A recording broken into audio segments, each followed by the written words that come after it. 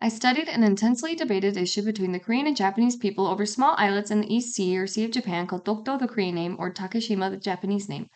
Both countries have claimed that they have had sovereignty over the islets for hundreds of years. The purpose of my project was to compare and contrast the different perspectives of these two nations regarding these islets and come to a conclusion as to who I feel is more accurate. The Korean people have stated that they have had claim over Dokdo since 512 AD, coming from one of their oldest historical texts called the Samguk-sagi, or the History of the Three Kingdoms. Korea also has numerous documents describing the islets as a part of Korean territory ranging from the 1400s to the 1900s.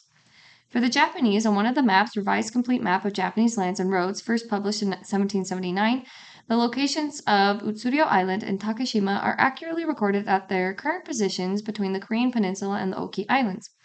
Japan states that they claimed sovereignty over Takeshima in the middle of the 17th century through using Takeshima as a navigational port, a trade route, and as a means to hunt and gather marine resources, which is why it is marked on the map. Both countries had established fishing routes around the islets that they used as the basis for claiming Dokdo or Takeshima.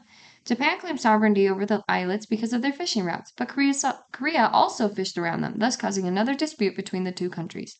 The Oya and Murakawa families had received permission from the Tokugawa shogunate, the military government of Japan, during the Edo period from 1603 to 1868, to fish around the Utsuryo or Ulungdo Island and Takeshima or Dokdo, while the Koreans saw this as the Japanese fishing illegally since it was considered a territory of Joseon, the Korean political system at that time. After World War II ended, there were revisions of the Japanese peace treaty from late 1946 to December of 1949, to which several drafts were prepared by the U.S. State Department that favored giving Dokdo to Korea. However, when later revisions were made after 1949, the U.S. considered Takeshima to be a part of Japan after investigation of historical documents. With assistance from the U.S. as a foreign power, it helped Japan legitimize their claim over Takeshima. Japan, having lost the war, was to return all the land that they had conquered or colonized. So, through the Treaty of San Francisco in 1951, Koreans felt that Dokdo was restored as an integral part of their territory. However, for the Japanese, Takeshima was used as a bombing range for the U.S. forces in Japan, proving once again that Takeshima was theirs to claim.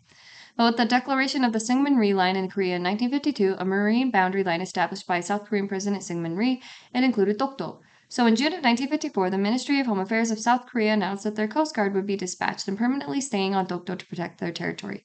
The Japanese felt that this was an illegal occupation and have been going to the International Court several times to try and reclaim the islet as Japanese territory, to which Korea denies to attend.